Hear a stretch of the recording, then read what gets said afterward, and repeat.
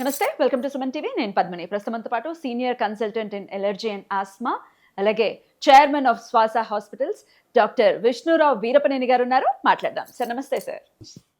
Sir బరువు తగ్గడానికి జనాలు చేసేటటువంటి ప్రయత్నాలు ఇన్ని కావు సార్. ఎన్ని చేసినా స్టబాన్గానే ఉందండి, ఫ్యాట్ తగ్గి చావట్లేదు అని పాపం బాధపడే వాళ్ళు ఉంటారు. సో అసలు మిమ్మల్ని అడగదలుచుకున్నటువంటి విషయం ఏమిటంటే, మీరు శ్వాస హాస్పిటల్స్ చైర్మన్, మీరు శ్వాస మీద ధ్యాస అనేది ఖచ్చితంగా పెట్టాలి అని ఓవర్ 30 years ఐ గెస్ మీరు అవేర్నెస్ పెంచడానికి మీరు ఆ ప్రాక్టీస్లోనే ఉన్నారు. ఖచ్చితంగా శ్వాస కూడా ఏమైనా రోల్ ప్లే చేస్తుంది సార్ బరువు తగ్గడానికి? ఏమైనా ఉందా? అసలు మేజర్ రోల్ ప్లే చేసేదే శ్వాస. ఇంకోటి తెలుసా, ఏ వ్యక్తి అయినా సరే ఒక 80 kgs ఉన్నాడు, సపోజ్ ఆయన 70 అవ్వాలనుకున్నాడు, అంటే 10 kgs తగ్గిపోయాడు. 10 kgs తగ్గిపోతే ఈ బరువు ఎక్కడి నుంచి బాడీలో మాయమైపోతుంది? ఎక్కడి నుంచి అంటే ఎక్కడి నుంచో చెప్తా వినండి. అంటే ఈ బరువు 10 kgల బరువులో 8.5 kgs, అంటే ఎగ్జాక్ట్గా చెప్పాలంటే 8.4 kgs బ్రీత్ ద్వారా వెళ్ళిపోద్ది. అసలు ఈ విషయం తెలుసా? బ్రీత్ ద్వారా బరువు వెళ్ళిపోద్ది మన కార్బన్ డైఆక్సైడ్ రూపంలో. 8.5 kgs బరువుని మనం శ్వాస ద్వారా వెళ్ళిపోతుంది బయటికి.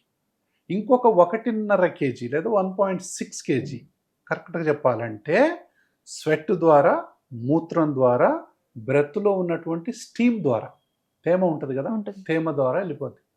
అంటే కార్బన్ డైఆక్సైడ్గా మారిపోద్ది. అంటే ఏదైనా సరే ఒక ఆర్గానిక్ ఫుడ్ మనం చేసేటప్పుడు విచిత్రం ఏం లేదు. బొగ్గు గాలినప్పుడు కార్బన్ డైఆక్సైడ్ వస్తుంది కదా, బొగ్గు అంత ఎడిపోయింది, మరి మంటగా మారిపోద్ది, అవునా? దాని తర్వాత అదే మనకు బొగ్గు పొల్యూషన్ రూపంలో కనపడుతుంది, మన కార్బన్ డైఆక్సైడ్ రూపంలో. సో ఈ విధంగా మన బరువులో 10 kgల బరువులో 8.5 kgsలేమో శ్వాస ద్వారా బయటికి వెళ్ళిపోతాయి. అంటే శ్వాస ద్వారా బయటికి వెళ్ళినప్పుడు మనం మరి శ్వాస బాగా చేస్తే చాలా స్లిమ్ అవుతాం కదా. ఎలా చేయాలి సార్? అందుకే కదా, అందుకే పాపం రామ్దేవ్ బాబా ఎప్పటి నుంచో చెప్తా ఉంటాడు, పొద్దున్నే లేచి బ్రీతింగ్ ఎక్సర్సైజ్ చేయండి, నెత్తి నోరు కొట్టుకొని చెప్తున్నాడు. ఆయన్ని మనం తీసి పక్కకు పడేస్తుంటాం, కానీ ఎంత సైంటిఫిక్ తెలుసా అది? అంటే పొద్దున్నే లేచి ఆయన చేసేటటువంటి శ్వాస విన్యాసాలు దేశ ప్రజలు చాలా మంది ఫాలో అవుతున్నారు, చాలా మంచివి కూడా. అంటే శ్వాస ఎంత అందితే ఫుడ్ అంత బర్న్ అవుతుంది. చిన్న ఎగ్జాంపుల్ చెప్తా. మనకు ఒక పొయ్యి ఉంది, అంటే ఇది నేను చెప్పాను కదా, మన సెల్స్ లో మైటోకాండ్రియాలు ఉంటాయి. మైటోకాండ్రియా అనేది పొయ్యి లాంటిది. ఇందులోకి ఏం పెట్టాలి? కట్టెలు పెట్టాలిగా, ఆ కట్టెలే ఫుడ్. దానికి గాలి అందాలిగా, అదే ఆక్సిజను, అవునా? ఇప్పుడు కట్టెలు పెట్టాము, పచ్చి కట్టెలు పెట్టాము అనుకో, కాలుతాయా? అంటే అందుకనే పోషకాహారమైనటువంటి ఆహారం ఏది అంటే బాగా ఎండిపోయిన పేళ్లు ఉంటాయి చూసారా, అది మంచి ఆహారంతో సమానం అనుకోండి. అప్పుడు మనకు అది మనం వెలిగించగానే పొగ వస్తుంటది ఊరికే. పొగ అంటే ఇన్ఫ్లమేషన్. ఇక్కడ పొగతోనే అన్నం ఉడకదు, మంటతోనే అన్నం ఉడుకుతుంది. ఎల్లో మంటతో ఉడకదు, ఒకలాంటి రెడ్, నీలం రంగు మంట ఉంటుంది చూసారా. మనం ఇప్పుడు గ్యాస్, ఎల్పిజి గ్యాస్ నీలం రంగులో ఉంటుంది. నీలం రంగు అంటే మంచి ఎనర్జీ. కాబట్టి ఎల్లో అంటే మామూలుగా ఈ పొగ అంటే దాంతో ఉడకదు. ఇది రావాలంటే మనం ఆక్సిజన్ ఊదుతా ఉంటాం. అంటే పొయ్యి ఇట్లా పెట్టి ఇంత పొడుగుది పెట్టి ఊతుంటారు చూసారా, ఊతుంటారు గొట్టం పెట్టి. ఆ మరీ ఊదినా ఆరిపోద్ది, స్లో ఊదినా కూడా అది కాదు. ఆ ఊదేవాళ్ళకి తెలుసు ఏ రేంజ్ లో ఊదాలో. అదే ఏ రేంజ్ లో బ్రీత్ తీసుకోవాలి, ఏ రేంజ్ లో మనం బ్రీత్ తీసుకుంటే ఈ ఫుడ్ కరుగుతుందో అదే శ్వాస ఎక్సర్సైజెస్.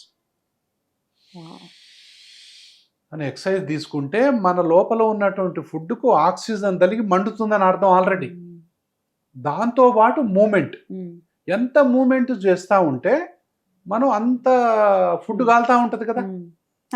ఎంత ఫుడ్ కాలుతూ ఉంటే అంత ఆక్సిజన్ అందుతూ ఉంటే ఫుడ్ అనేది తగ్గిపోతూ ఉంటుంది. కొంతసేపటి తర్వాత గ్లూకోజ్ అనేది బాడీలో అయిపోతుంది. గ్లైకోజన్ స్టోర్స్ అనేవి ఒక 1 hour 2 hours తర్వాత అయిపోతాయి. తర్వాత ఫ్యాట్ మీద పడుతుంది పోయి. అప్పుడు ఇంకా ఫ్యాట్ ఏంటంటే డిపాజిట్స్ అనమాట. ఇవేమో మనం జేబులో ఉన్న క్యాష్ లాంటిది. ఏది ఈ గ్లూకోజ్ అనేది టక్ టక్ అయిపోతుంది. అయిపోతుంది. తర్వాత గ్లైకోజన్ అంటేనేమో పర్సులో ఉన్న దాంట్లో అనుకోండి, అది అయిపోతుంది. అయిపోయిన తర్వాత మనం డిపాజిట్లు ఉంటాయి కదా, సేఫ్ డిపాజిట్ Safe. లాకర్ లో అన్నావు కదా ఇందాక, ఎంత వదిలిసావద్దు సార్ ఈ ఫ్యాట్ అని, అది సేఫ్ డిపాజిట్ లాకర్ లో ఉన్నట్టు అర్థం. ఓకే. దాన్ని తీయాలి అంటే ఎక్కువసేపు మనం పని చేస్తూనే ఉండాలి.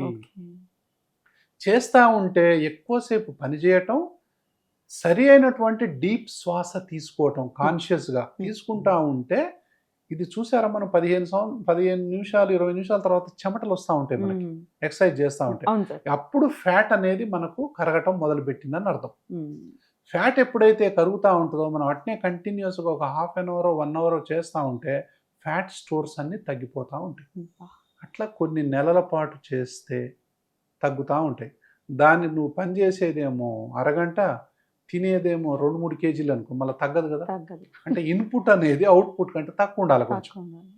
బట్ చేస్తూ ఉంటే ఫ్యాట్ స్టోర్స్ మనం ఒకసారి ఓపెన్ చేసిన తర్వాత మళ్ళీ మనం తిన్న ఫుడ్ అంతా మళ్ళీ ఫ్యాట్గా మారుతుంది. మారకుండా ఉండాలి అంటే ఇన్పుట్ అనేది తగ్గించాలి. సో దాని ఎక్సర్సైజ్ పెంచాలి, శ్వాస పెంచాలి, క్వాలిటీ ఫుడ్ తినాలి. అందుకే ప్రోటీన్స్, ఫ్యాట్స్, ఇప్పుడు అవకాడో ఉంటుంది, మంచి ఫ్యాట్, అవునా. సో మంచి ఆయిల్స్ తీసుకోవాలి, అన్సాచురేటెడ్ ఫ్యాటీ యాసిడ్స్ అంటాం, అవి ప్లస్ ప్రోటీన్స్. కార్బోహైడ్రేట్స్ అంటే ఏంటి, రెడీమేడ్ గ్లూకోజు ఇలాంటివి కాకుండా, అంటే మనం దుంప కూరలు అలాంటివి కనుక మనం తీసుకున్న కాయగూరలు, ఆకుకూరలు ఇలాంటివి తీసుకున్నట్లయితే స్టార్చ్ అంటాం. ఈ స్టార్చ్ మనలో పోయి గ్లూకోజ్గా మారటానికి 2 గంటలు పడుతుంది. Slow process. అదే గ్లూకోజ్ తీసుకుంటే విత్ ఇన్ ఫ్యూ సెకండ్సే కదా, జప్పున పెరిగిపోతుంది. దాంతోపాటు ఇన్సులిన్ రిలీజ్ అయింది, దాంతోపాటు అన్ని రకాలైనటువంటి ప్రాబ్లమ్స్ వస్తాయి. ఒకసారి ఇన్సులిన్ అంతా మళ్ళీ ఫ్యాట్ ఫామ్ అవటం అవన్నీ వస్తాయి. కాబట్టి ఎవరైనా సరే వెయిట్ తగ్గాలి అంటే క్వాలిటీ ఫుడ్ తీసుకోవాలి, క్వాలిటీ బ్రీత్ తీసుకోవాలి, ప్రతిరోజు క్రమం తప్పకుండా ఎక్సర్సైజ్ చేయాలి, వాకింగ్ అన్న చేయాలి కనీసం. ఇంకొకటి, ఫుడ్ తీసుకున్న తర్వాత 15 నిమిషాలకో 30 నిమిషాలకు గనక వాకింగ్ చేస్తే షుగర్ అసలు జీవితంలో పెరగదు. ఫుడ్ తీసుకున్న తర్వాత 15 లేకపోతే హాఫ్ అన్ అవర్ తర్వాత తీసుకుంటే మజిల్స్ అనేవి స్పాంజ్ లాగా షుగర్ ని అబ్జర్వ్ చేసుకుంటాయి. కాబట్టి షుగర్ స్పైక్స్ రావు, సో ఇన్సులిన్ స్పైక్స్ రాదు, కాబట్టి డయాబెటీస్ కూడా రాదు, ఒబేసిటీ కూడా రాదు. కాబట్టి మనం చేయాల్సింది ఏంటంటే quality food, quality breath, quality exercises తీసుకుంటున్నట్లయితే, అంటే వెయిట్ తగ్గటం అనేది సమస్యే కాదు. అంటే ఇన్పుట్ను తగ్గించాలి, తర్వాత మంచి నిద్ర ఉండాలి, మళ్ళీ స్ట్రెస్ తగ్గించుకోవాలి, అవగాహన అంటాం కదా, అవేర్నెస్ ఉండాలి, ఆలోచనలు, వాటిని మళ్ళీ అదొక పెద్ద చాప్టర్. సో ఇవన్నీ కలగలిపితే మంచి ఆరోగ్యం. శ్వాస, పర్టికులర్ గా శ్వాస ఎలా తీసుకోవాలి సార్ ఈ వెయిట్ లాస్ ప్రాసెస్ లో? వెయిట్ లాస్ ప్రాసెస్ లో నిజంగా కనుక అంటే మామూలుగా ఎక్సర్సైజ్ చేస్తూ ఒక 10 నిమిషాలు 15 నిమిషాల పాటు డీప్ బ్రీదింగ్ ఎక్సర్సైజ్ అన్నాం కదా, అంటే ఏంటి, దీర్ఘ శ్వాస. ఇందులో వెయిట్ తగ్గాలంటే దీర్ఘ శ్వాస తీసుకొని హోల్డ్ చేయాలి 7 సెకండ్స్, 8 సెకండ్స్ ఊదాలి. ఊతా ఉంటే ఏంటి, మన పొట్టలో మనకు మైక్రోబయోమ్ అనే పెద్ద సబ్జెక్ట్ ఉంది, మళ్ళీ బ్యాక్టీరియా ఉంటుంది. ఇది పోయి లోపల ఉన్నటువంటి బ్యాక్టీరియా మంచి హార్మోన్స్ రిలీజ్ చేయడానికి ఈ గుడ్ శ్వాస అనేది ఉపయోగపడుతుంది. మళ్ళీ దీర్ఘ శ్వాస ద్వారా హార్ట్ బీట్ తగ్గిపోద్ది, అంటే రేట్ తగ్గిపోతుంది. దాని తర్వాత బ్లడ్ ప్రెషర్ తగ్గిపోద్ది. తర్వాత పొట్టలో ఉన్నటువంటి మైక్రోబయోమ్ కూడా దాని యొక్క అంటే నేచర్ మారిపోతుంది. అంటే ఆ శ్వాసను అందుకొని ఒక సేఫ్ సిగ్నల్ వస్తుంది దానికి. అంటే దీర్ఘ శ్వాస, రెస్ట్ తీసుకునే శ్వాస, ప్రశాంతంగా తీసుకునే శ్వాస అంటే మన బ్రెయిన్కి మనం సేఫ్ అనేటటువంటి సిగ్నల్ పోతుంది. ఎప్పుడైతే సేఫ్ అనే సిగ్నల్ పోతుందో మన బాడీ మొత్తం కూడా rest and digest and heal మోడ్లోకి వెళ్ళిపోతుంది, హీలింగ్ అనే మోడ్లోకి వెళ్ళిపోతుంది. అంటే బ్యాడ్ కెమికల్స్ అన్నీ పోతాయి, గుడ్ కెమికల్స్ అన్నీ కూడా రిలీజ్ అవుతూ ఉంటాయి. ఎప్పుడైతే గుడ్ కెమికల్స్ అన్నీ రిలీజ్ అవుతుంటాయో వెయిట్ రిడక్షన్లో అవి కూడా ఉపయోగపడతా ఉంటాయి. అందుకే మైక్రోబయోమ్లో మంచి మంచి అంటే షార్ట్ చైన్ ఫ్యాటీ యాసిడ్స్ అంటాం, అవి రిలీజ్ అవుతూ ఉంటాయి. అంటే మైక్రోబయోమ్, మంచి ఫుడ్ తీసుకున్నప్పుడు మంచి మైక్రోబయోమ్ ఉంటుంది మనకు, మంచి మైక్రోబయోమ్ ఉన్నప్పుడు మంచి కెమికల్స్ రిలీజ్ అవుతాయి. ఇవన్నీ మంచిగా పనిచేయాలంటే మంచి శ్వాస ఉండాలి, ఇవన్నీ ఇంకా యాక్టివ్గా ఉండాలంటే మూమెంట్ ఉండాలి. Movement is life. Right. కాబట్టి ఇవన్నీ కలగలిపితే మళ్ళీ ఎప్పుడైతే మనకు నెగటివ్ థాట్స్ ఉంటాయో ఇవన్నీ రివర్స్ అయిపోతాయి. నెగటివ్ థాట్స్లో మనకు శ్వాస ఆటోమేటిక్గా సూపర్ఫిషియల్ అయిపోద్ది, ఫాస్ట్ అయిపోద్ది, ఇర్రెగ్యులర్ అయిపోద్ది. మీరు చూడండి. సో మనం అన్కాన్షియస్గా ఉన్నప్పుడు ఫాస్ట్గా తీసుకుంటాం, ఒక్కోసారి ఏదో సెల్మూస్ తీసేటప్పుడు ఏదో టెన్షన్ లో ఒకలాంటి టెన్షన్లో ఒకలాంటి శ్వాస తీసుకుంటాం, ఆ. ప్రశాంతంగా శ్వాస ఏం తీసుకోం. అవును. అవునా? అవును. ప్రశాంతమైన శ్వాస లేదు అంటే మనకు వేరే కెమికల్స్ ఊరుతున్నట్టు అర్థం. Okay. కార్టిజాల్, కంటిన్యూస్ కార్టిజాల్ అంటాం. Hmm. అది stress hormone. That leads to obesity. అమ్మో బాబోయ్. కార్టిజాల్ అందుకనే శ్వాసతోని ఇది ఒక రిమోట్ కంట్రోల్. దీంతో కార్టిజాల్ తగ్గియొచ్చు, తర్వాత గుడ్ హార్మోన్స్ని పెంచవచ్చు. Amazing. తద్వారా ఈ మూమెంట్ ప్లస్ ఇవి కలిపితే మనం వెయిట్ అనేది తగ్గొచ్చు. Amazing sir, such a beautiful thing. Definite గా హోప్ ఇట్ హెల్ప్స్. డెఫినెట్ గా అలాగే ఎమోషన్స్ మీద కూడా కంట్రోల్ వస్తుంది ఉండాలి. శ్వాస మీద కనుక ధ్యాస అనేది పెడితే. పెడితే ఒక్క పాయింట్ అడుగుతాను సార్, మీరు శ్వాసనాళాలతో మనం ఊపిరి తీసుకుంటాం కదా, వదిలేటప్పుడు నోటితో వదలాలా సార్? అంటే జనరల్గా ముక్కుతోనే. ముక్కుతోనే వదలచ్చా? ఇప్పుడు బాగా రన్నింగ్ చేస్తున్నాం, Hmm. ముక్కుతోనే వదిలి సరిపోదు, అవును. నోటితోనే వదలాల్సి వస్తుంది వదలాల్సి కదా. ఎక్కువ గాలి ఎక్కువ తీసుకోవాలనుకున్నప్పుడు ఆ. చాలా పెద్ద పని చేసేటప్పుడు ముక్కు నోటు రెండింటితో తీసుకుంటాం. ఆ. అంటే ఏంటి, it is directly proportional to the Hmm. Level of exercise what we do. Okay. మనం ఎంత ఎనర్జీని వాడుతున్నాము అనే దాన్ని బట్టి శ్వాస ఇప్పుడు మామూలుగా కూర్చున్నాము, నోటితో పెద్దగా తీసుకోవాల్సిన అవసరం లేదు. అవసరం లేదు. కానీ ముక్కుతో గాలి తీసుకోవటం వల్ల 30 ఉపయోగాలు ఉన్నాయి.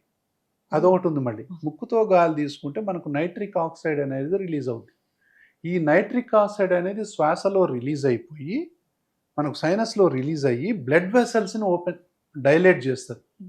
అది బీపీ తగ్గటానికి ఉపయోగపడుతుంది, రక్తం శరీరం మొత్తం వ్యాపించడానికి ఉపయోగపడుతుంది, ఇన్ఫ్లమేషన్ తగ్గటానికి ఉపయోగపడుతుంది, ఈ న్యూట్రియంట్స్ అంతా సరిగ్గా సెల్ చేరటానికి కూడా ఉపయోగపడుతుంది. అందుకని ముక్కు ద్వారానే ఎక్కువగా శ్వాస తీసుకోవాలి. సో తీసుకోవటం అయితే ముక్కు ద్వారానే తీసుకోవాలి. ముక్కు ద్వారా గాలి తీసుకోకపోవటానికి చాలా కారణాలు ఉన్నాయి, అది ఇప్పుడు ఇంకో వీడియోలో మాట్లాడుకుందాం. అద్భుతం సార్, చాలా లేమన్ కి అర్థమయ్యే రీతిలో మీ ఎక్స్ప్లెనేషన్ ఉంటుంది. Thank you so very much sir. నమస్తే సార్. నమస్తే.